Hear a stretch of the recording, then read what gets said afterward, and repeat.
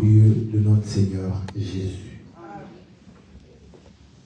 Nous allons lire les Écritures dans le livre de Proverbes chapitre 21. Proverbes chapitre 21, nous lisons à partir du verset 23 jusqu'au verset 31. Nous allons lire dans le nom puissant et glorieux de notre Seigneur Jésus. Amen. Celui qui veille sur sa bouche et sur sa langue préserve son âme des angoisses. L'orgueilleux, le hautain, s'appelle un moqueur. Il agit avec la fureur de l'arrogance. Les désirs du paresseux le tuent parce que ses mains refusent de travailler. Tous les jours, il éprouve des désirs, mais le juste donne sans parcimonie. Le sacrifice des méchants est quelque chose d'abominable. Combien plus quand il l'offre avec des pensées criminelles. Le témoin menteur périra, mais l'homme qui écoute parlera toujours. Le méchant prend un air effronté, mais l'homme droit affermit sa voix.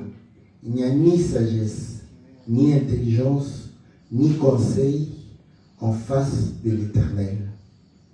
Le cheval est équipé pour le jour de la bataille, mais la délivrance appartient à l'Éternel. Que Dieu bénisse la lecture de sa parole. Amen. Dans le nom précieux et glorieux de notre Seigneur Jésus. Et nous croyons, parce que cela est la prière de notre cœur, que le Seigneur va amener des lumières sur cette parole pour que cette parole devienne réellement notre nature et que cette parole soit vécue tous les jours de notre vie. Parce que l'importance de la parole, c'est de pouvoir vivre cette parole. Dieu dit ceci au travers réellement l'apôtre Jean. Au commencement était la parole était avec Dieu. Il a dit, nous avons vu cette parole, nous l'avons contemplée, nous l'avons touchée, palpée. Vous allez comprendre que si on a vu la parole au travers du Seigneur Jésus, on l'a contemplé, on l'a touché. Jésus, n'est-ce pas, vient en nous pour pouvoir réellement manifester la parole de Dieu. Pour que les gens qui ne connaissent pas la parole puissent voir cette parole du commencement en toi. Et qu'ils puissent contempler, et lorsqu'ils te touchent, ils touchent la parole. Parce qu'il faut comprendre que quand tu manifestes la parole, tu es parole. Voilà pourquoi lorsqu'on te touche, on touche à Jésus. Quand l'Église était persécutée, Jésus a dit à Paul, pourquoi me persécutes-tu? Donc, pour montrer qu'il s'identifiait aux gens qui avaient reçu la parole. Il s'identifiait aux gens qui croyaient à la parole. Tu dois être une parole manifestée. Voilà pourquoi être un enfant de Dieu, c'est appliquer la parole de Dieu en tout temps et en toutes circonstances. Si tu ne appliques pas la parole de Dieu, tu te différencies de cette parole. Et ainsi, tu ne peux pas prétendre réellement être un enfant de Dieu. Un enfant de Dieu est identifié par rapport à la parole qu'il est en train de pouvoir manifester en vie. Parce que toute action, n'est-ce pas, est le fruit de ce qu'on nous a appris. Donc, voilà pourquoi quand on apprend à un enfant de pouvoir s'habiller, quand vous voyez quelqu'un s'habiller, c'est parce qu'il est en train de mettre en application, n'est-ce pas, l'enseignement qu'il avait reçu pour pouvoir réellement porter les habits.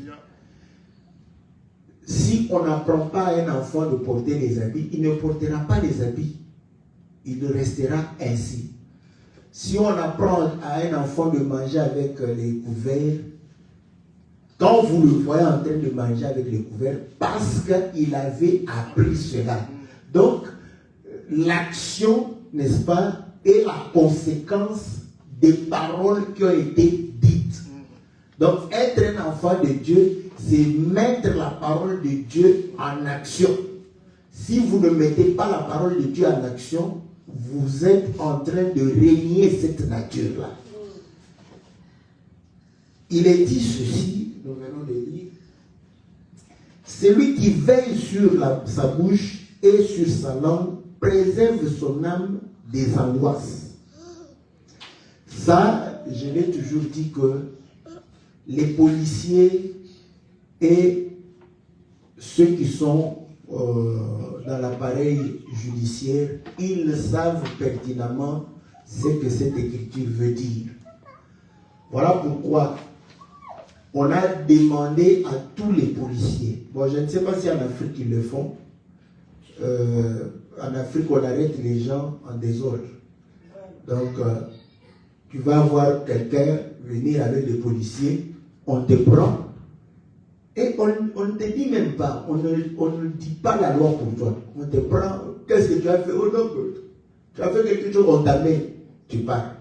Mais ici, là où on veut respecter les droits des gens, on dit à la personne, le policier est obligé de pouvoir dire que tu es en état d'arrestation. Pour que tu saches que l'acte qu'il est en train de faire, c'est une arrestation. Et il va te dire que tu as le droit de garder le silence. Parce que tout ce que tu diras pourra être retenu contre toi. Donc à ce moment, on comprend que celui qui préserve sa bouche et sa langue peut éviter des problèmes. Parce qu'en parlant, on peut prendre ces paroles-là pour pouvoir réellement te condamner. Et dans la vie de tous les jours, vous allez voir que lorsque vous êtes quelqu'un qui colporte sur les autres, c'est-à-dire vous prenez les paroles de celui-ci, vous allez parler là-bas, vous prenez les paroles de celui-là, ça va vous créer des problèmes. Vous voyez? Parce que quand ils vont se parler entre eux, ils finiront par dire que tu n'es pas quelqu'un de bien. Tu es en train de divulguer les secrets et on va pouvoir réellement parler aussi du mal de toi. Donc là, on comprend aussi que lorsque tu parles, tu colportes, tu seras quelqu'un qui va pouvoir réellement avoir aussi des problèmes. Ce que j'aime, vous savez, le fait de pouvoir colporter sur les gens, c'est un défaut, n'est-ce pas? Mais ça peut devenir une qualité. Est-ce que vous le savez? Vous savez, le métier des journalistes, c'est venu d'où? Des colporteurs, des gens qui parlaient. Voilà pourquoi, dans une de nos langues du Congo bantou, on dit Kamuna Kamba. Donc, celui qui voit va pouvoir aller parler. Lui, c'est comme ça. C'est qu'il a vu. Il va pouvoir le dire. Vous voyez? Donc, au lieu de pouvoir, parce que tu es intéressé à la vie des gens, et ça ne te rapporte même pas de l'argent, ça te rapporte des problèmes. Au lieu de te convertir en journaliste, tu restes seulement dans cet état de pouvoir colporter sur les gens. Et même les journalistes, vous allez comprendre que on leur dit que, voilà, quand vous rapportez les choses, attention à pouvoir diffamer quelqu'un. Ouais. D'où on leur demande de rapporter les choses telles qu'ils les ont vécues. Parce que s'ils disent autre chose, ça va leur créer des problèmes. Est-ce que vous voyez? Donc, on interdit à personne de pouvoir parler parce qu'on est dans des pays de droits de l'homme, la liberté d'expression, la liberté de penser. Vous voyez? Tu es libre de t'exprimer, tu es libre de penser. Mais lorsque tu t'exprimes, tu dois dire des choses vraies. Tu ne dois pas dire des choses imaginaires sur les gens. Vous voyez? Par contre, si tu parles de toi-même, tu peux dire tout ce que tu veux. Même les choses qui ne sont pas vraies, même les choses qui, qui sont invraisemblables. Personne ne viendra, n'est-ce pas, te sanctionner. Vous voyez? Ça, j'aime bien les hommes, comme ils ont évolué. Ça, ce sont les principes des hommes, mais ce sont les principes, je crois, qu'ils les ont tirés de la parole de Dieu. Vous savez, quand on dit que ta liberté se limite là où la liberté de l'autre commence, c'est quelque chose de vrai. Cela voudrait dire quoi? Tu es libre, n'est-ce pas, de faire ce que tu veux. Tu es libre de dire ce que tu veux. Mais lorsque ce que tu fais commence à déranger l'autre, tu n'es plus libre. Est-ce que vous voyez? Lorsque ce que tu dis commence à pouvoir réellement affecter l'autre de manière négative, tu n'es plus libre de pouvoir le faire. Mais tant que tu ne déranges personne, tant que tu ne fais du mal à personne, fais ce que tu veux, dis ce que tu veux. Est-ce que vous voyez? Voilà pourquoi, chez les hommes, tu peux te tuer sans problème. On ne te condamnera pas.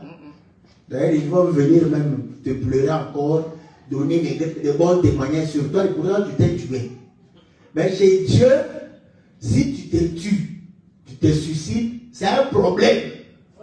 Parce que tu ne t'appartiens pas. Est-ce que vous savez? Nous appartenons à Dieu. Donc ta vie appartient à Dieu. Tu ne peux pas mettre fin à ta vie sans la permission du propriétaire de cette vie-là. Si tu mets fin à ta vie sans son accord, il va te punir. Est-ce que vous voyez? Mais par rapport aux hommes, comme tu le fais par rapport à toi-même, qui va te punir? Personne. Ils vont faire une messe et ils vont venir. C'est un garçon gentil. Il aidait les gens. Tout ça. Mais nous devons avoir le courage de dire qu'en tout cas, il a péché en dernier moment. Nous ne savons pas si Dieu va le pardonner. Est-ce que vous voyez? Donc, là nous comprenons l'importance de la parole, l'importance, n'est-ce pas, de l'expression, parce que la langue nous permet de pouvoir réellement nous exprimer. Et vous savez que Jacques nous conseille pour dire que la langue, n'est-ce pas, c'est un petit organe que nous avons, mais qui peut embraser toute une forêt. Donc, comprends que ta langue peut créer réellement l'incendie au milieu d'une communauté, au milieu des frères, au milieu des sœurs. Oui? Mais ce que je viens de dire ici, est-ce que vraiment il fallait être devant la face de Dieu pour pouvoir réellement le dire? Parce que les hommes aussi le disent. Même s'ils ne croient pas en Dieu, ils le savent. Nous avons même évoqué, n'est-ce pas, les lois établies par les hommes. Et vous savez qu'aujourd'hui, les hommes ne veulent plus entendre des dieux. Voilà pourquoi ils ont fait séparation entre l'Église et l'État, n'est-ce pas? Et on parle même de la laïcité. Donc, on refuse aux autorités, n'est-ce pas, de l'État d'évoquer même Dieu, d'exprimer sa foi. Pourquoi? Parce que c'est un représentant de l'État. C'est comme si les représentants de l'État doivent être des gens qui ne croient pas. Est-ce que vous voyez? Donc, ils le disent. Bon, comme nous disons, quand nous lisons la parole de Dieu, nous devons attacher ça à la parole de Dieu. Tu peux préserver ta bouche. Ok? Maintenant, posons-nous la question. C'est qu'un muet, n'est-ce pas, lui n'aura pas de problème pour son âme. Il n'y aura pas d'angoisse parce qu'il ne parle pas. N'est-ce pas? Comme on a cru qu'un aveugle, il ne voit pas la nudité des femmes. Hein? Il ne voit pas la nudité. Parce qu'aujourd'hui, vous savez, l'été commence à finir. Mais quand il fait très chaud là, vous voyez, tout le monde a chaud. Et vous allez voir que la plupart des femmes se déshabillent. Bon, je me pose la question, pourquoi les hommes ont moins chaud que les femmes? Parce que quand vous regardez la manière dont les hommes s'habillent, ils ont quand même des shirts qui vont jusqu'aux genoux, ils portent des t-shirts. Mais les femmes portent des shirts, des culottes, hein, parce que ça sont des culottes.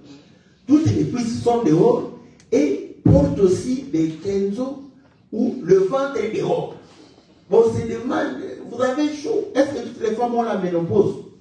Pourquoi? Parce qu'il n'y a que la ménopause où la femme ressent des bouffées de chaleur, n'est-ce pas? Vous allez comprendre que là, c'est terrible.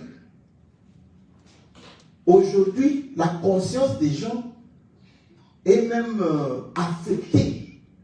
Vous voyez une femme qui chante pour le Seigneur, mais porte une robe déchirée d'en bas jusqu'ici. Toute la cuisse de haut. Dès qu'elle fait des mouvements, sa petite culotte, nous voyons la couleur et tout. Mais elle chante pour Dieu. Ah. De quel Dieu cette femme est en train de servir? Parce que notre Dieu, lorsque l'homme et la femme ont découvert qu'ils étaient nus, Dieu est venu les habiller. Donc Dieu veut que notre corps ne soit pas exposé devant les gens. Est-ce que vous voyez?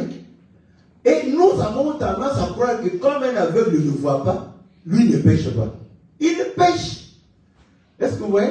Parce qu'il ne voit pas avec ses yeux ici, mais il voit avec les yeux de sa tête et de son cœur. Parce que tout en ne voyant pas là, n'est-ce pas? Il a l'image d'une femme. Est-ce que vous voyez?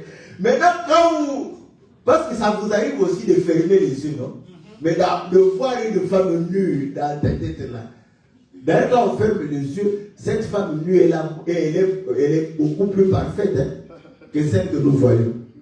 Parce que celle que tu vois n'a pas la taille idéale de cette femme-là quand tu fermes les yeux. N'a pas de forme idéale, n'est-ce pas? Parce que là, c'est une femme pratiquement parfaite que nous voyons, n'est-ce pas? Quand nous fermons les yeux comme ça. Là, on voit vraiment la femme des rêves. Si vous aimez le bois noir, vous voyez le bois noir en train de boire. Vous pouvez chercher ça comme ça quand vous ouvrez les yeux, vous ne le voyez pas. Est-ce que vous voyez? Donc, un muet, lui, il ne parle pas. C'est que cette écriture ne le concerne pas. Parce que sa langue et sa bouche est déjà préservée des insultes. Est-ce que vous voyez? Or, c'est ici où nous comprenons que nous avons deux bouches. Nous avons cette bouche ici qui exprime les paroles. Et nous avons une autre bouche dans notre cœur. Le cœur, c'est aussi une bouche. Amen. Voilà pourquoi le Seigneur fait une connexion. Pour dire que c'est de l'abondance du cœur que la bouche parle. Maintenant, quand tu es muet, la bouche de ton cœur va parler toujours. Est-ce que vous comprenez? Voilà pourquoi le muet, nous entendons ce qu'il dit dans son cœur au travers de ses actions. Est-ce que vous voyez? Il peut ne pas parler, mais il peut faire des actions qui démontrent qu'il est en train de te menacer. Ouais? S'il fait comme ça. Donc tu comprends que toi, dans quelques minutes, tu auras un problème avec moi. Est-ce que vous voyez? Mais sa bouche ne parle pas. Voilà pourquoi, quand le Seigneur a dit que c'est de l'abondance du cœur que la bouche parle, il va pouvoir dire que ce qui suit l'homme, ce n'est pas ce qui sort, n'est-ce pas? Ce qui entre dans sa bouche, mais c'est ce qui sort de sa bouche. Quand il commence à énumérer, vous allez comprendre que cette bouche ici est innocente. Parce qu'il dit le meurtre, on tue avec la main, on vole avec la main. Voilà pourquoi nos amis musulmans, quand tu es un voleur, ils te coupent la main, pas les lèvres. Est-ce que vous comprenez? Ils vont te couper la main. Parce qu'ils savent que c'est la main qui a fait voler. Voilà pourquoi ils vont te couper. Mais, nous on comprend qu'en fait, tout le corps est une bouche. Est-ce que vous voyez? Voilà pourquoi quand Moïse est allé auprès de Dieu, et Moïse va pouvoir dire à Dieu, non, ne m'envoie pas, j'ai la langue embarrassée. Moïse dit, Dieu dit, ok, il n'y a pas de problème, je vais t'envoyer ton frère Aaron. Quand il sera là, il dit, Aaron, tout un homme sera ta bouche. Est-ce que vous comprenez? Donc Aaron était la bouche de Moïse. Et il dit que toi, tu tiendras la place de Dieu pour lui. Ah. Donc Aaron est la bouche de Moïse. Et Moïse est comme Dieu pour lui. Maintenant, par rapport à Dieu, qu'était Moïse? C'est que Moïse était la bouche de Dieu. Est-ce que vous comprenez? Ah. Donc Dieu a pris sa bouche, a donné à Moïse. Est-ce que vous comprenez? Ah. Voilà pourquoi dans le livre de Luc, chapitre 21, je crois le verset 15, le Seigneur dit, je vous donnerai une bouche. Est-ce que vous voyez? Et cette bouche vous permettra de pouvoir réellement parler et personne ne pourra résister à cela ni contredire. Est-ce que vous voyez? Donc la bouche que nous avons, c'est la bouche de Dieu. C'est la bouche du Seigneur. Ce n'est pas notre bouche à nous. Bon, maintenant, ce n'est pas ta bouche. Comment tu vas prononcer les choses qui ne sortent pas de la bouche du Seigneur?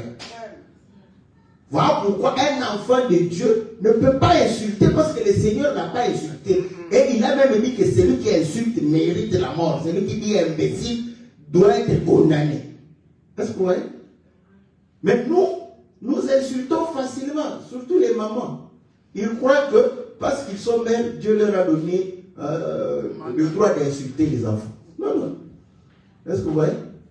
Vous n'avez pas le droit d'insulter vos enfants. Parce que Dieu ne nous insulte pas. Est-ce que vous voyez? Là, quand la maman a des problèmes avec le papa, il les règle au travers des enfants. Elle va regarder sa tête comme son père. Donc, oui. Donc là, il y a un problème avec le père. Mais au lieu de régler avec le père, vous réglez ça avec les enfants directement. Donc ça, c'est un péché double. Vous insultez l'enfant et le père. Donc, au lieu d'avoir double onction, vous avez double péché. Est-ce que vous voyez? Donc, vous allez comprendre que la bouche que nous avons, c'est la bouche du Seigneur. Ah.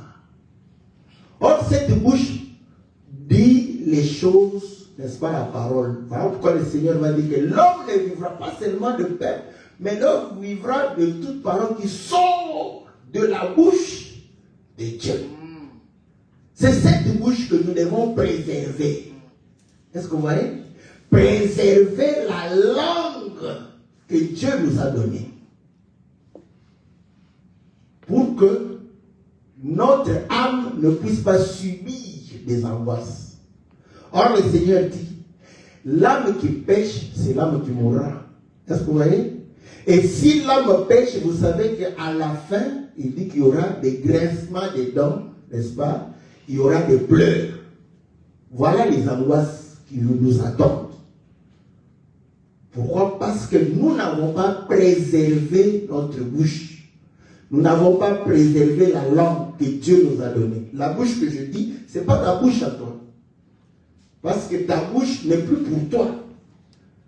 Le Seigneur a dit que je vous donnerai une bouche. Donc, la bouche que tu as, tu dois dire que c'est la bouche qui appartient au Seigneur qui m'a donné.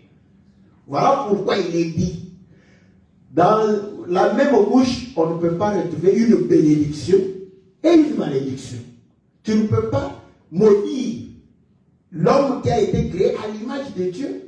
Et après quelque temps, tu le bénis encore. Une même source d'eau ne peut donner l'eau vive et l'eau amère. Est-ce que vous voyez? Voilà pourquoi nous devons préserver, parce que ce n'est plus notre bouche, c'est la bouche du Seigneur. Et le cœur que nous avons n'est plus notre cœur. Vous savez que Dieu change le cœur de l'homme, n'est-ce pas? Hein? Il a dit qu'il changera les cœurs de pierre en cœurs de chair. Et quand Dieu te donne un autre cœur, vous allez comprendre que dans ce cœur-là, il faut que la parole abonde. Et comme il a dit que de l'abondance du cœur, la bouche va parler, vous allez comprendre que si dans le cœur que Dieu t'a donné, il y a l'abondance de la parole, la bouche que tu as va exprimer la parole de Dieu. Et ainsi, pour préserver ta bouche, il faut bénir les gens.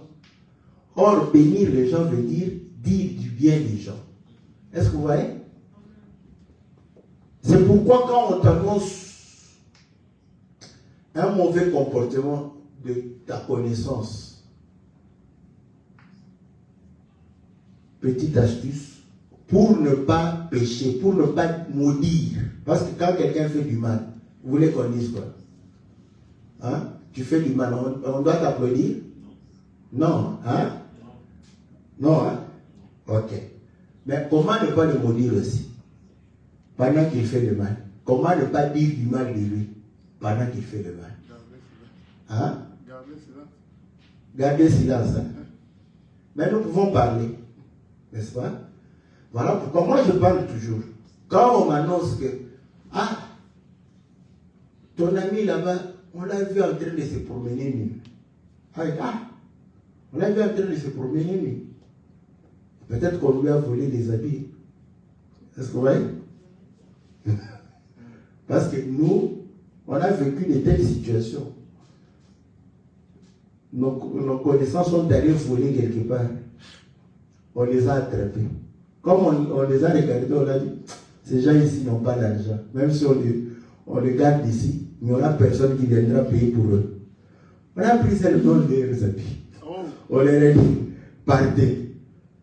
Vous savez qu'ils sont rentrés la nuit. Dès qu'ils étaient à la maison, on a vu quelqu'un passer. Rapidement, nous qui étions distraits. Tu n'as pas vu, il est entré nu. Oh, il était nu. Quand tu es distrait, tu ne vois pas. Qu'est-ce qui s'est passé? Qu'est-ce qui est passé? On est allé, on a pris les choses, on nous a attrapés, on les a envoyés. Donc, mais quand toi tu vas le voir nu là-bas, voyez, sorcier en train de se promener, non, il est allé voler, on lui a pris les habits. Est-ce que vous voyez? Donc, pour ne pas directement commencer à condamner, vous pouvez commencer à vouloir comprendre ce qui s'est passé. Est-ce que vous voyez? C'est ce que on fait par exemple pour la prévention routière. Vous savez, c'est quand il y a un accident, hein, il y a les policiers qui vont venir faire le constat. Et celui qui est condamnable peut être amené à la justice, n'est-ce pas? Maintenant, la prévention routière, quand elle vient, elle cherche pourquoi il y a eu accident. Elle ne cherche pas à condamner. Pour savoir peut-être qu'il n'y avait plus de frein, que c'était une trop grande vitesse. C'est comme ça que vous allez voir qu'on limite les vitesses. Pourquoi? Parce qu'ils savent qu'à cet endroit, il y a eu trop d'accidents. Pourquoi la vitesse était supérieure? Vous voyez, ils mettent des panneaux de limitation. Mais chez nous, au Congo, il y a un endroit où les gens font beaucoup d'accidents. Vous savez ce qu'ils disent? Il y a une femme sorcière qui sort là, la nuit, n'est-ce pas? Et on conseille à tous les chauffeurs de pouvoir réellement renverser cette femme-là. Parce que si vous cherchez à éviter cette femme, vous ferez un accident. Mais ils ne comprennent pas que quand vous êtes à grande vitesse et que vous voulez changer de direction, vous savez ce qui va se passer? Hein? Vous savez? Maman chauffeur, tu sais ce qui va se passer? Hein? Tu es à grande vitesse. D'un coup, tu dois changer de direction. Probablement, vous pouvez faire tonneau ou perdre le contrôle du volant. Et qu'est-ce qui va se passer après? C'est l'accident, non? Et quand vous ferez l'accident, vous cherchez la femme nue que vous avez vue. Bon, on dit toujours que c'est une vieille maman. Je ne sais pas pourquoi. On ne dit jamais que c'est une jeune fille qui passe par là. Parce qu'une jeune fille belle, peut-être que quelqu'un va freiner pour regarder bien. Ah, elle est belle. Ouais. Mais comme c'est une vieille maman ou vieille, on dit il faut la renverser. Ouais. Mais les gens qui réfléchissent, ils vont dire non. Il faut limiter la vitesse. À cet endroit, il y a trop d'accidents. Est-ce que vous voyez? Limite de vitesse pour que les gens puissent avoir réellement à ralentir, à ne pas renverser, n'est-ce pas, ceux qui sont là. Donc, ils cherchent la raison pour non pas seulement condamner, mais pour pouvoir justifier et prévenir. Vous voyez? Donc, ça, ce sont des petites astuces que nous disons, surtout dans le mariage, n'est-ce pas? Quand quelqu'un pose un acte qui te déplaît, tu es en colère, non? N'est-ce pas? Et la Bible nous conseille de ne pas agir sous la colère. Pour que ta colère baisse, tu dois avoir une justification. Vous savez que la justification baisse la colère. Maintenant, cette justification, ne la cherche pas chez elle. Parce que quand elle se justifie, tu auras l'impression qu'elle n'est pas consciente du mal qu'elle a fait. Hein? Vous savez que quand les femmes se justifient, nous on monte encore. Parce qu'on se dit, voilà, je suis en train de la reprocher. Et elle trouve que non, elle n'a pas fait du mal. Non, elle est en train de justifier pourquoi elle a fait ça. Vous voyez? Mais par contre, si toi-même tu as cherché une justification pour elle, quand tu comprendras pourquoi elle a fait ça, ça peut baisser ta colère. Parce que tu vas dire, oh, moi aussi je pouvais faire ça. Vous voyez? Il y a une raison, il y a une cause qui a poussé ma femme d'agir ainsi. Mais si tu ne veux pas la justifier, tu resteras en colère. Et lorsque elle-même voudra se justifier, ça va augmenter ta colère. Vous savez ce qui va se passer? Elle va te dire que je te dis les choses, tu ne me crois pas. Tu ne m'as jamais cru et tu ne m'entends jamais. Vous voyez? Ça va faire quoi? Ça va encore l'énerver, non? N'est-ce pas? Maintenant, ces paroles-là que tu entends, que je suis en train de t'expliquer la faute que tu as commise, toi tu commences à me condamner. Hein? Ça demande encore la colère. Hein? Vous voyez comment les disputes naissent dans le couple. Est-ce que vous voyez? On le répète calmement. Dans un couple, le secret, ce n'est pas d'avoir raison, mais c'est de garantir la paix. Car la paix vaut mieux que la raison. Est-ce que vous voyez? Or, pour avoir la paix dans ton cœur, tu dois avoir... vous voyez, je l'ai toujours dit, les amoureux romantiques, ils disent bébé, chouchou, ok? C'est le bébé, c'est ton bébé, Maintenant, tu as un bébé avec barbe et calvitie, ok? Tu peux avoir un autre bébé, n'est-ce pas, qui ne sait même pas encore marcher, que tu portes là. C'est aussi ton bébé, Ce bébé que tu portes là, quand il fait sa saleté là, tu supportes, même quand ça sent très mauvais. Qu'est-ce que tu as mangé? Ça sent mauvais. Mais est-ce que tu tapes le bébé là? Non, tu ne tapes pas. Tu comprends que c'est un bébé, n'est-ce pas? Il peut faire ça. Ok?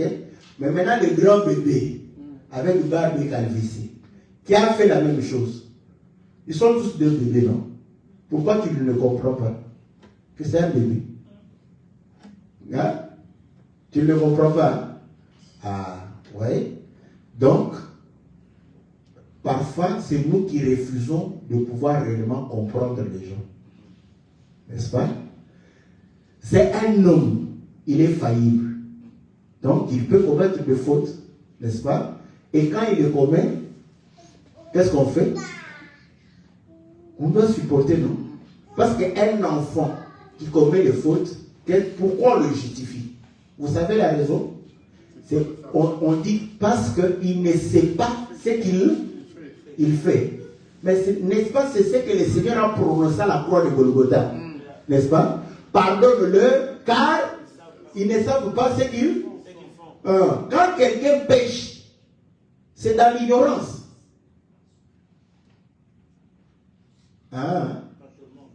Pas tout le monde.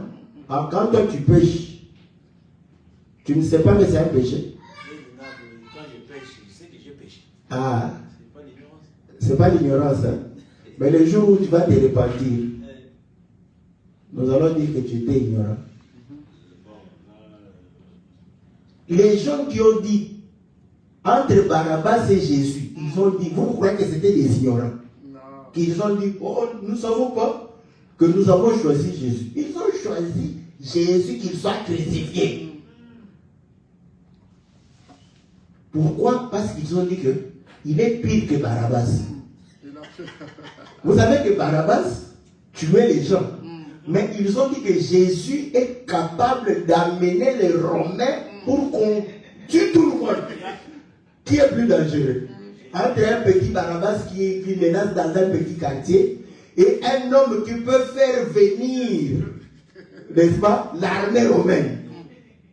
Ils ont dit, nous préférons que ça c'est un grand danger qu'il meure. Ils étaient conscients, c'était volontaire. Mais le Seigneur a dit qu'ils ne savent pas ce qu'ils font. Quand on pêche, un enfant de Dieu, quand il pêche, il ne sait pas ce qu'il fait. Même si sa conscience est claire comme ça. Vous savez, surtout le péché de l'impudicité, c'est un péché raisonné, calculé. Parce que s'il faut aller à l'hôtel, tu as calculé, quand il faut avoir l'argent. Tu as même préparé l'argent. Tu as même travaillé encore plus. Parce que tu sais que ma femme sait que je gagne 2000 euros. Si je dépense dans les 2000 euros, elle comprendra qu'il y a dans 2000 euros, il y a l'argent qui est parti dans l'hôtel. Tu travailles plus pour avoir l'argent que la femme ne va pas contrôler. Tu vas réserver l'hôtel. Tout ça, tu es ignorant. Tu n'es pas ignorant. Tu es conscient de tout ça. Et après, tu parles avec la femme, vous prenez rendez-vous. Vous arrivez, vous entrez et vous faites toutes choses. Vous êtes, on t'attrape par ta femme. Elle commence à te demander, tu dis, non, je ne savais pas. Et tu demandes à ta femme de te pardonner. Parce que tu ne savais pas. Est-ce que vous voyez?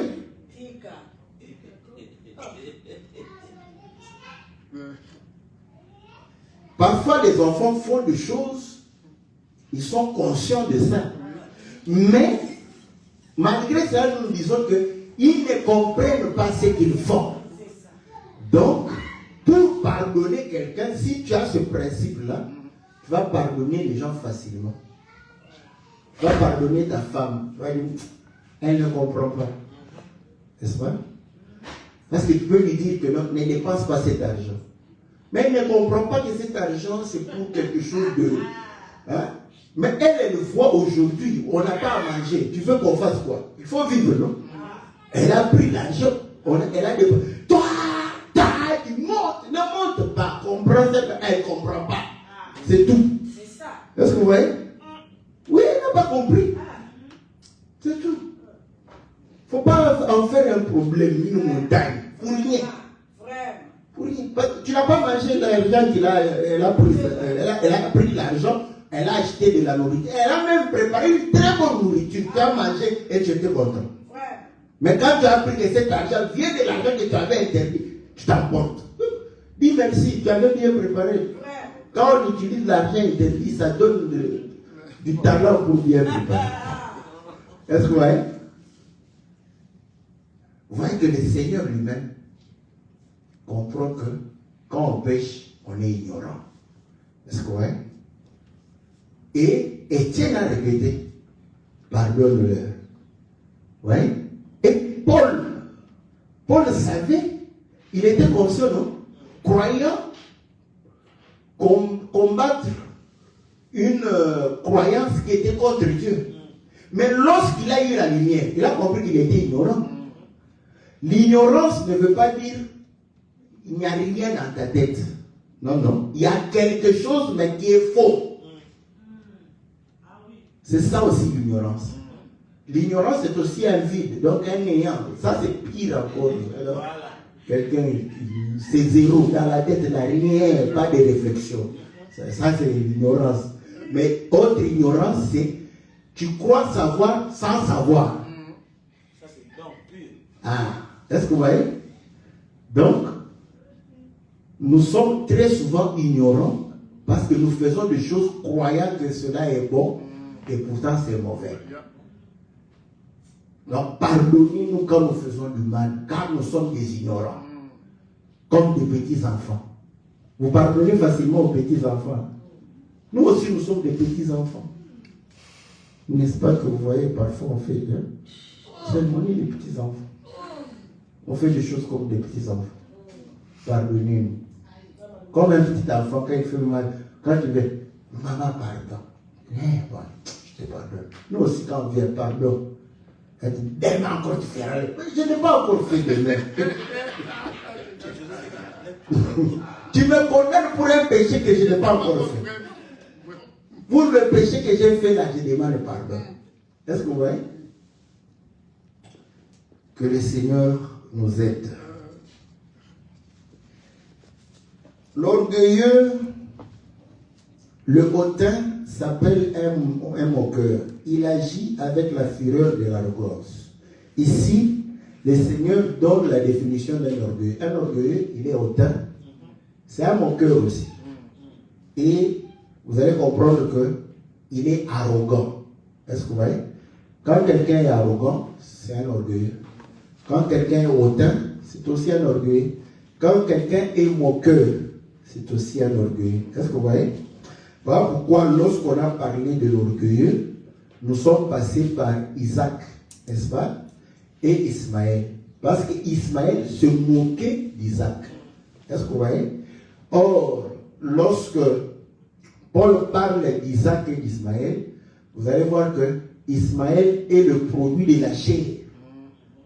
L'envie de la chair, l'envie de Sarah. Parce que Sarah, c'est la chair d'Abraham. Voici cette fois-ci, os de maison, chair de ma chair.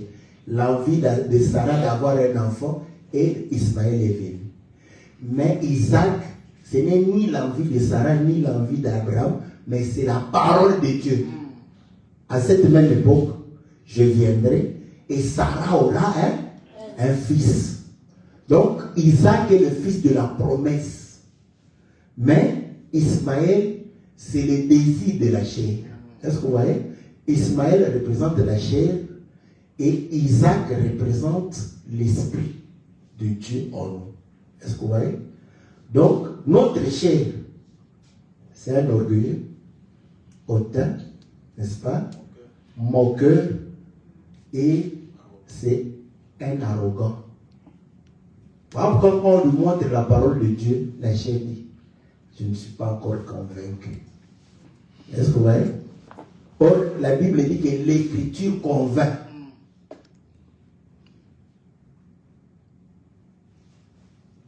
L'écriture dit que pardonne à ton frère. Ton frère. Mais maintenant, pardonner à ton mari qui est, n'est-ce pas, même chair avec toi. Les deux deviendront une seule chair. Mais on a des difficultés de pardonner au mari, hein, ni à la femme. Hein. C'est que nous sommes loin de la vérité. Vous voyez que parfois, quand on assiste au mariage, ce sont des scénarios de Hollywood.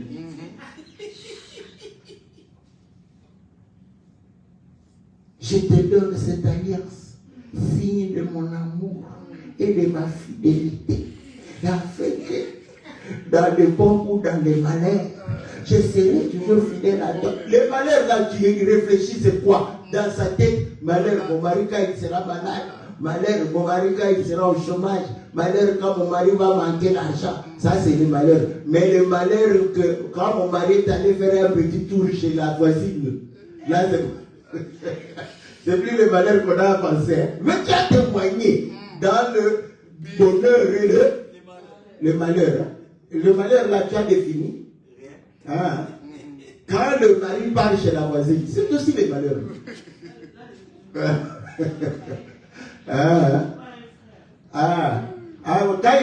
Quand il est allé voler chez le voisin là-bas, tu vas pardonner, non?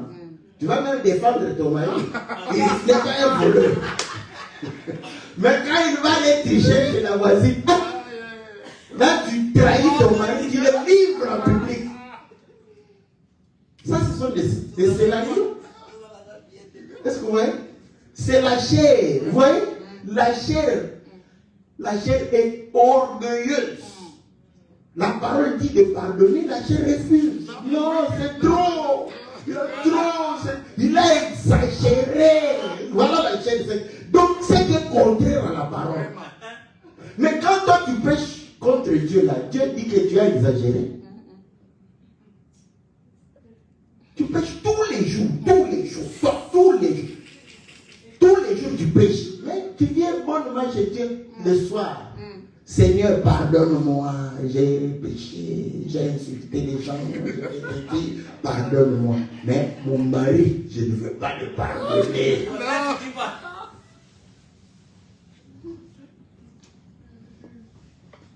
Est-ce que vous voyez? Donc, on comprend que la chair, elle est orgueilleuse. Et elle exprime l'arrogance. Si on nous comprenons cela, voilà pourquoi toute pensée qui sort, tu dois vérifier. Est-ce que c'est la parole de Dieu? Si ce n'est pas la parole de Dieu, Dieu résiste aux orgueilleux. Toi aussi, tu dois résister à cette pensée orgueilleuse qui est venue en toi.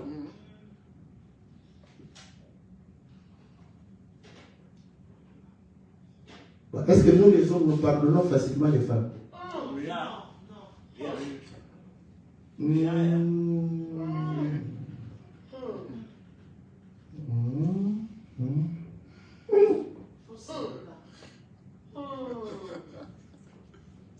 Bon, nous avons quand même les feuilles de figues pour porter.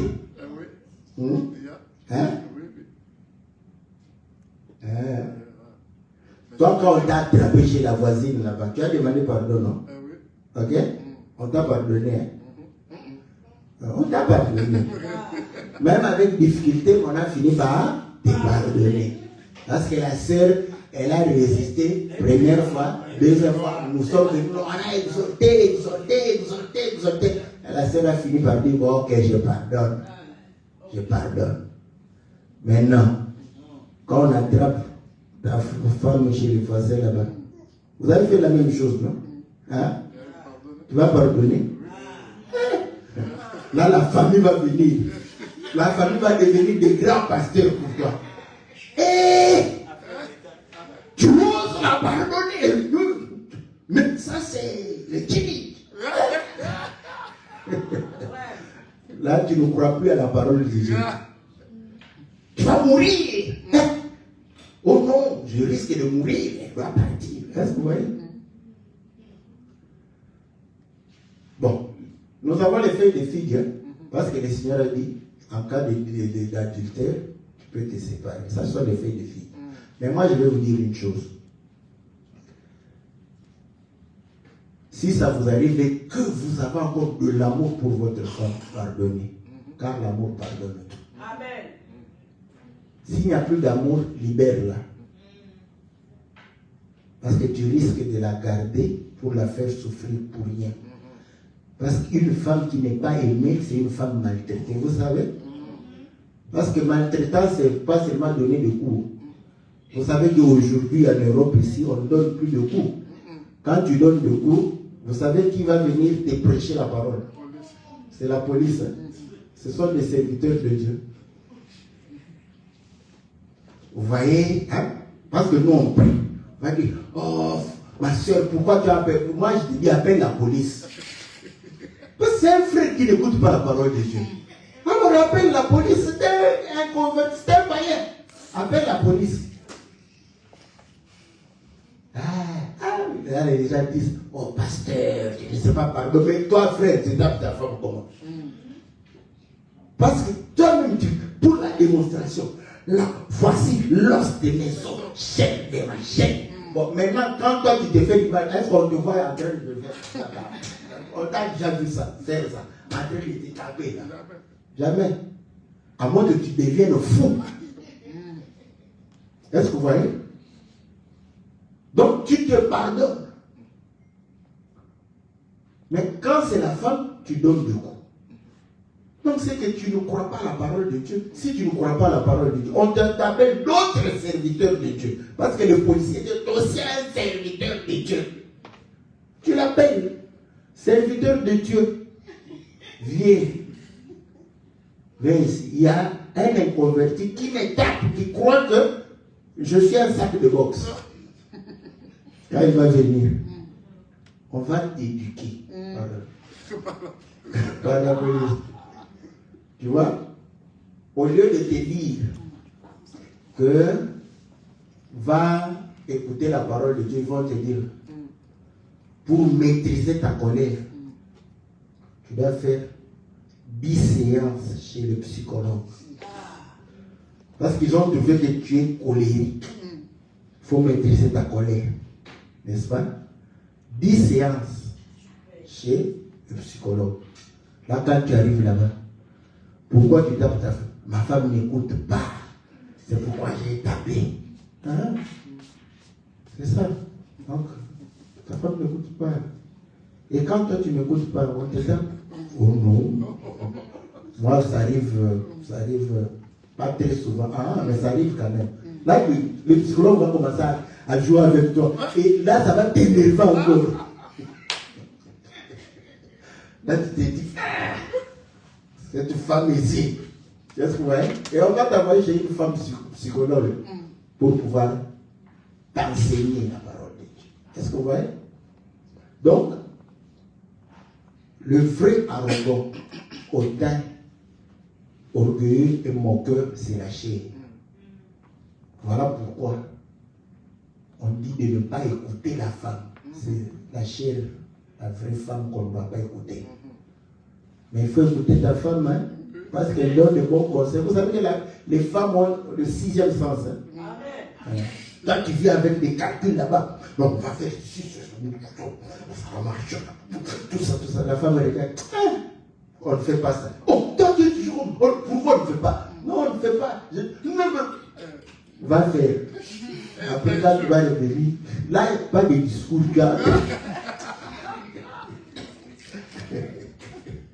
Garde calmement.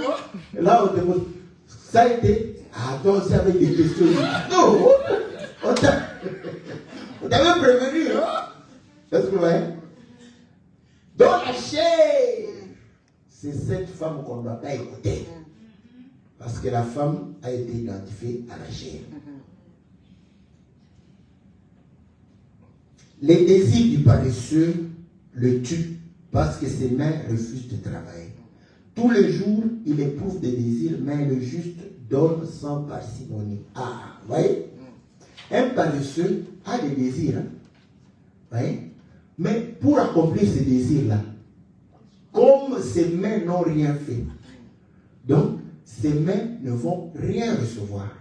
Est-ce que vous voyez? Maintenant, comment il va accomplir ses désirs? Un paresseux, il n'a pas travaillé, mais quand il a faim, il veut manger, non? Bon, il va manger quoi?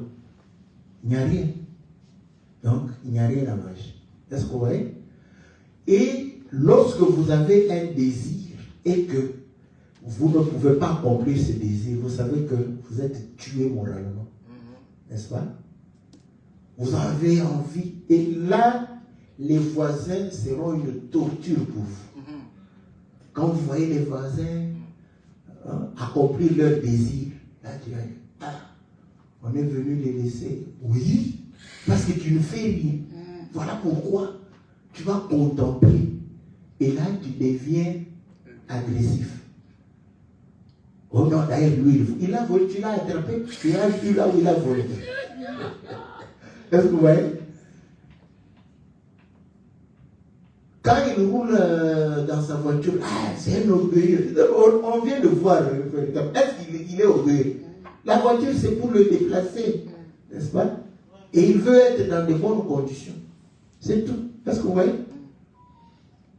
Donc, ici, le juste, c'est le contraire du pauvre. Hein? C'est bizarre.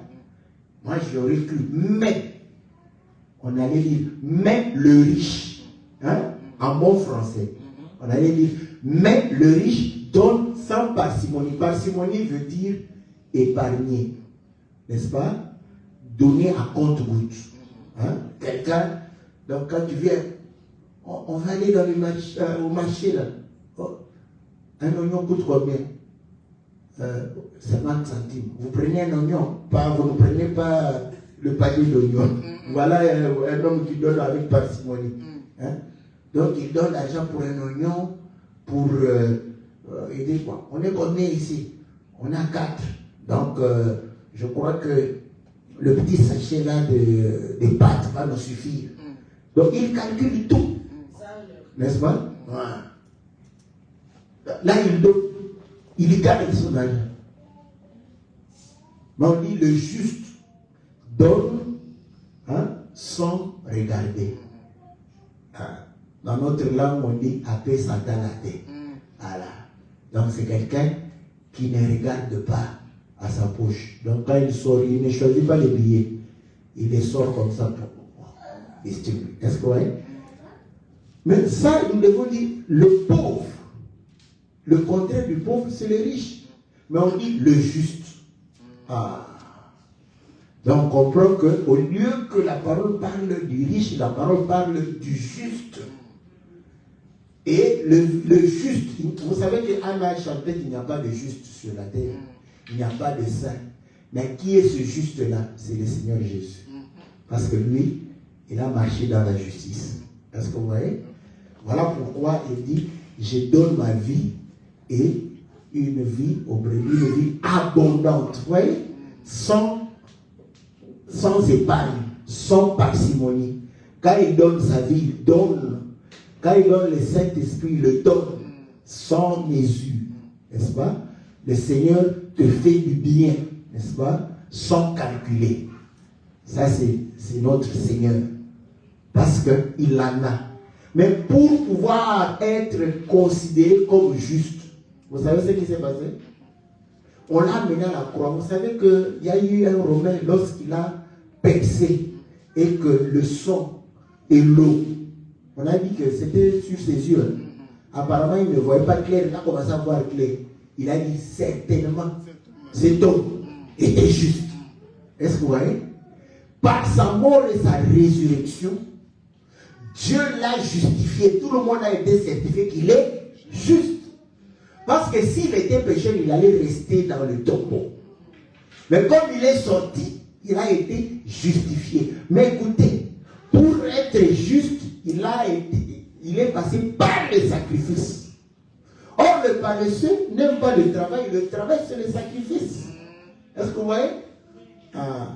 Donc, sur le plan naturel, vous allez comprendre que celui qui ne veut pas se sacrifier, celui qui ne veut pas souffrir, il ne va pas s'enrichir. Il ne va pas avoir des revenus.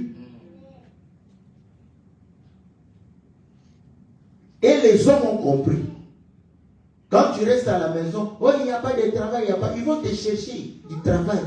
Tu vas aller même, on va dire, va travailler. Nous, on s'occupe de ton salaire.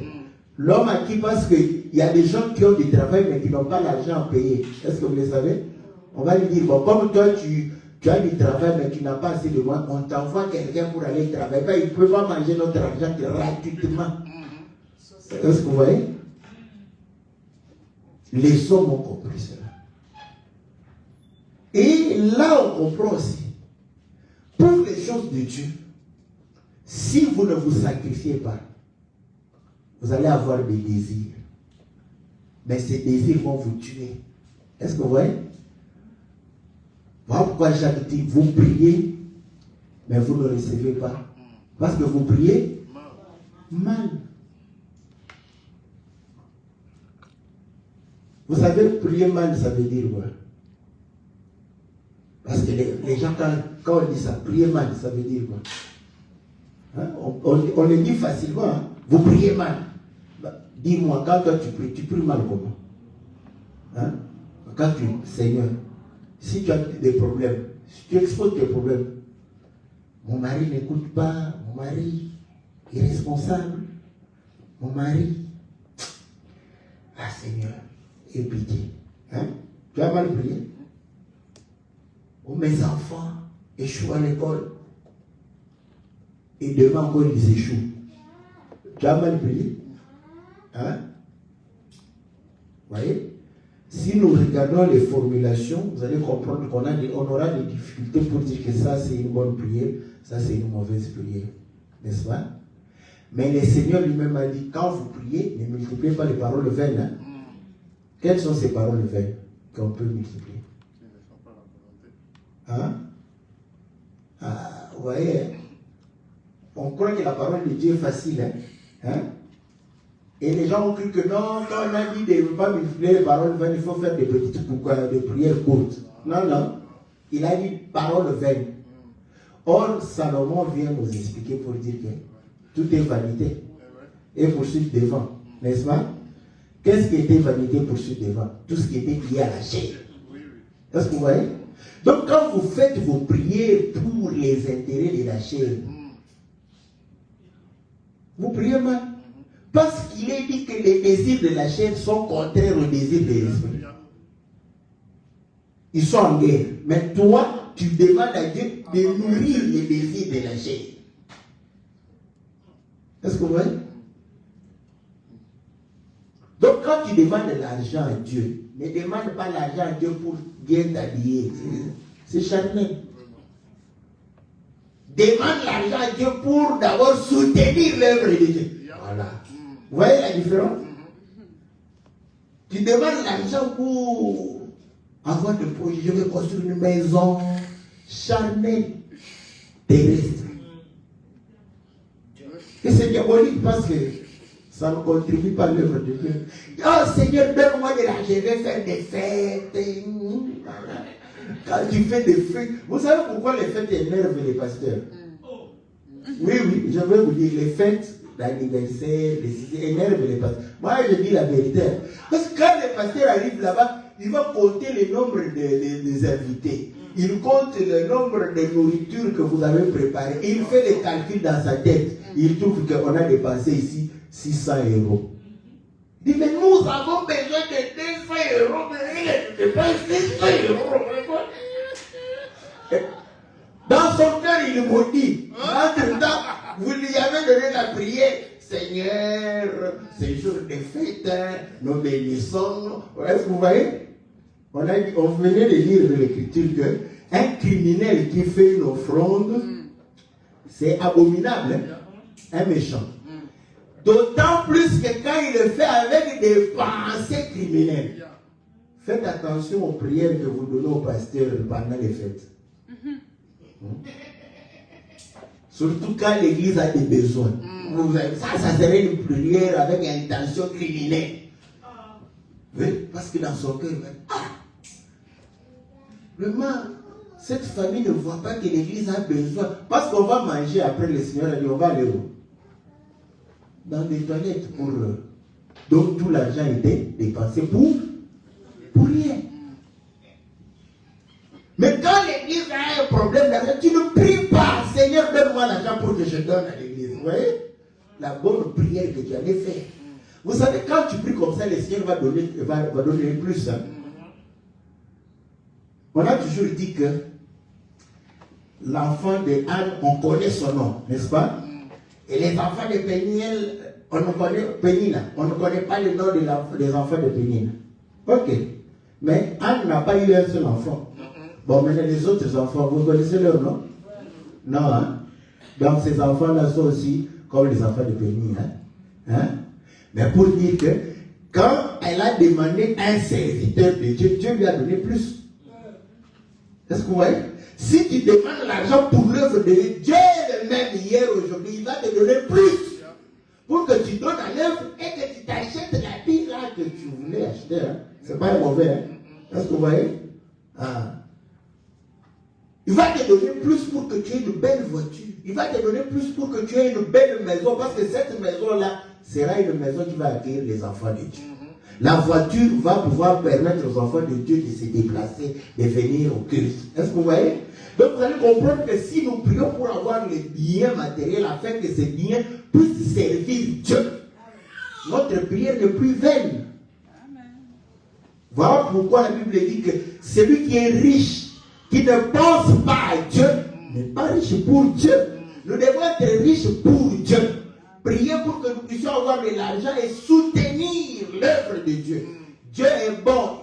Je vous dis ceci, quand Dieu te donne de l'argent, tu ne vas pas dépenser plus pour l'œuvre de Dieu que pour toi-même. Ça, c'est le principe. Que personne ne te trompe. Tu vas dépenser peu pour l'église et beaucoup pour toi-même. Voilà pourquoi Dieu a pris 1 sur 10. Le 9 sur 10, c'est pour toi. Il est le même, non? Hier, aujourd'hui, éternellement. Donc, quand tu as beaucoup d'argent, je ne viendrai pas te dire, par exemple, tu as 1000 euros, donne 900 euros et reste avec ça. Ça, ce n'est pas Dieu. Donne 100, reste avec 900. Donc, prions pour que nous puissions avoir de l'argent, beaucoup de biens, afin de pouvoir aider l'œuvre de Dieu. Parce que si nous ne le faisons pas ainsi, vous allez comprendre que sur le plan naturel, nous pouvons être des grands travailleurs, mais sur le plan spirituel, nous serons des paresseux. Et tes désirs vont te tuer. Parce que là, tu peux réussir dans la vie de tous les jours, mais tout cela va t'amener loin de Dieu. À la fin de tout, quand tu mourras, tu seras loin de Dieu. Parce que tes désirs t'ont tué. Comme les désirs d'un paresseux naturel le tue parce qu'il n'a rien. Il commence à rêver. Tout le temps. Rêver. Et devient jaloux de tout le monde. Est-ce que vous voyez?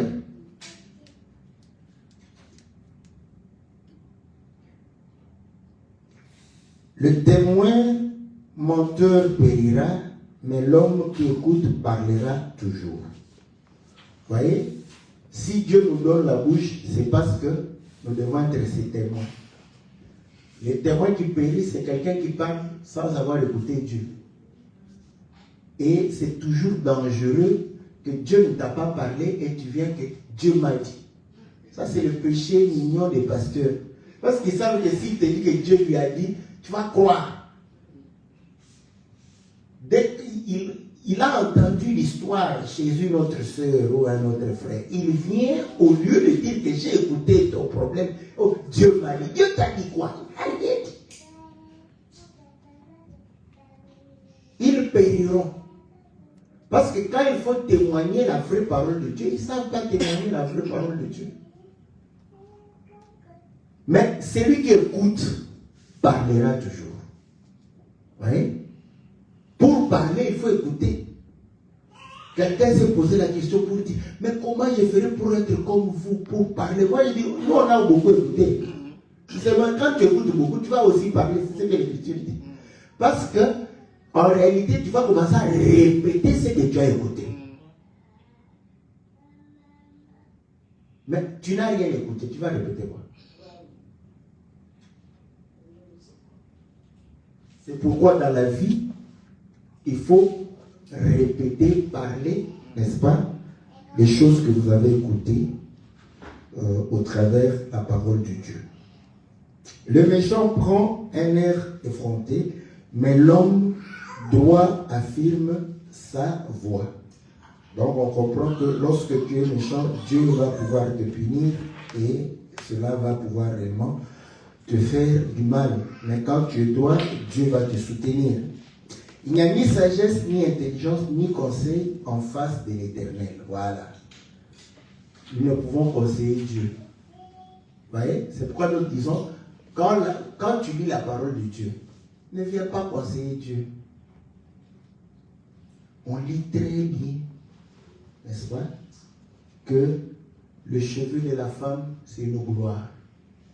Car Dieu lui a donné ça, n'est-ce pas, comme gloire, comme voile. C'est ça la parole de Dieu. N'est-ce pas? Mais on préfère les cheveux d'autres personnes. Hein? à ses propres cheveux. Hein? Et en plus, tu as les cheveux d'autres personnes, mais c'est là où tu es beaucoup plus fier. Avec tes propres cheveux, tu n'es même pas fier. Comment Dieu va pouvoir réellement... Tu vas conseiller Dieu, oh non, tu vois, moi j'ai des cheveux courts. Hein, Dieu, tu comprends? Je parle de longs cheveux. Je vais te donner conseil. Donc je vais aller chercher des cheveux d'ailleurs de quelqu'un d'autre et mettre sur ma tête. Et être fier. Comment ça d'animer?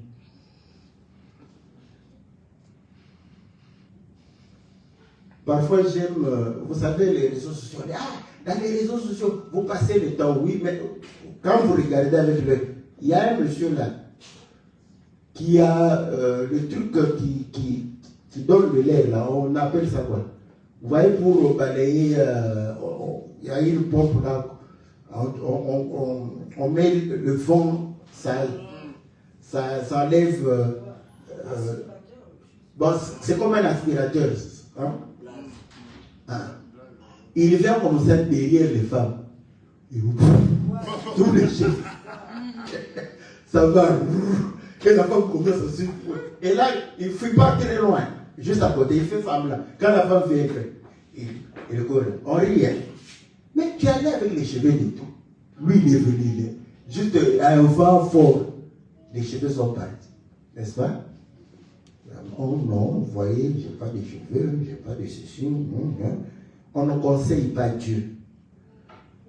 Il n'y a pas une sagesse de l'homme qui peut être réellement dite que c'est la sagesse de Dieu. Le cheval est équipé pour le jour de la bataille, mais la délivrance appartient à l'Éternel. Ça, c'est une écriture qui a tué beaucoup d'Africains. C'est Dieu qui délivre, c'est Dieu qui donne la victoire, c'est Dieu qui... Mais on a dit que le cheval est équipé. Tu n'as pas équipé le cheval. Après, tu veux que Dieu vienne te délivrer. Dieu délivre ceux qui ont équipé le cheval. Or, un cheval qu'on équipe pour la bataille, c'est un cheval qui s'entraîne. Vous savez que le cheval, s'il ne s'entraîne pas, le bruit de la bataille là, votre cheval va fuir. Donc, c'est un cheval qui est entraîné pour la bataille. Donc, les gens savent que la victoire appartient à l'Éternel, mais nous devons nous entraîner, nous devons nous exercer. Et quand nous allons aller avec l'exercice, l'action, la foi, Dieu va agir. C'est comme ça que Dieu agit.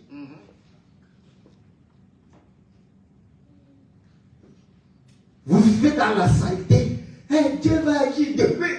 Donc vous voulez que Dieu descende, vienne nettoyer, balayer devant votre porte. Oh, vraiment, c'est ce pays ici, il n'y a que Dieu. Nous regardons que Dieu. Tu dois d'abord équiper le cheval.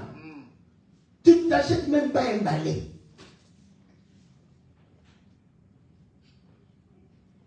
Mais quand tu vois bien habillé, après on n'a pas d'argent, Regardez les gens, même pour renouveler la peinture de leur maison. Quand je parle ici, vous voyez que je parle aux Congolais, aux Africains. Ils ne savent pas entretenir, renouveler la peinture de la maison. Oh, c'est cher. Vous demandez la peinture, ça coûte combien? C'est $10. Mais regardez comment il est habillé. Plus de $200. Ah, papa. Donc pour prendre $10 et acheter la peinture, et tu n'invites pas quelqu'un, toi-même tu mets la peinture chez toi. Regardez les bureaux où les gens travaillent. Sale, mais va voir la maison que lui il a construite au travers du travail qu'il lui a donné. Est-ce qu'on est normal? Même nous sommes les premiers à prier. Seigneur, délivre-le.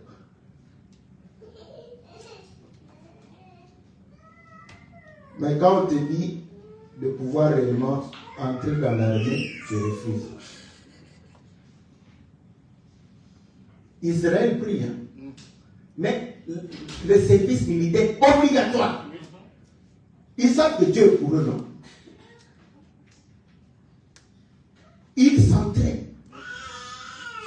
Est-ce que vous voyez? Donc, même si tout dépend de Dieu, mais nous devons agir afin que la foi que nous avons soit mise en action. Parce que la foi, c'est l'action. Oui.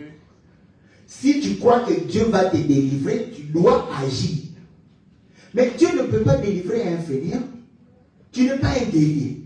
Dieu va te délivrer comment? Regardez quand David est arrivé, on lui a posé la question. L'autre guerrier, c'est un guerrier. Il s'entraîne. David dit oui. Dieu connaît ce principe. Pendant que lui, il s'entraîne devant les gens, moi, je m'entraînais loin de personne. Je m'entraînais et je vais vous dire que j'ai eu des épreuves beaucoup plus grandes parce que j'ai fait face au lion et à l'ours. Ça, on a compris. Quand tu as tué le lion et l'ours, parce que celui qui était devant lui, c'était moins que le lion, moins que l'ours. Est-ce que vous voyez? Donc, dans la vie, l'action que nous posons nous délivre, participe à la délivrance de Dieu. La victoire appartient à l'Éternel, mais pour que l'Éternel te donne la victoire, tu dois agir. Si tu n'agis pas, l'Éternel ne va pas te donner la victoire. Que Dieu bénisse sa parole.